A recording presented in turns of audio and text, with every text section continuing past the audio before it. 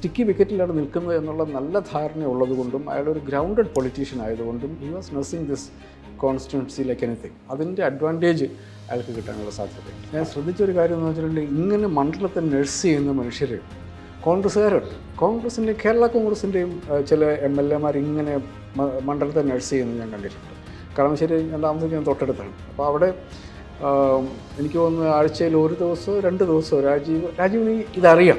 രാജീവ് നിൽക്കുന്നത് വളരെ സ്ട്രോങ് ആയിട്ടുള്ളൊരു കമ്മ്യൂണിസ്റ്റ് മണ്ഡലത്തിലല്ല എന്നുള്ള കാര്യം രാജീവിന് നല്ല ധാരണയുണ്ട്. അതുകൊണ്ട് തന്നെ അദ്ദേഹം വളരെ കെയർഫുള്ളായിട്ടാണ് ആ ഗെയിം കളിച്ചുകൊണ്ടിരുന്നത്. അതുകൊണ്ട് ഈ പേഴ്സണൽ ഇക്വേഷൻസ് ഉണ്ടാക്കിയെടുക്കുന്നതിൽ രാജീവ് വിജയിച്ചിട്ടുണ്ട് എന്നുള്ളതാണ് എൻ്റെ ഒരു ഗട്ട് ഫീലിംഗ്. കാരണം അത്രയധികം ഇൻവോൾവ് ആയിട്ടാണ് അത്.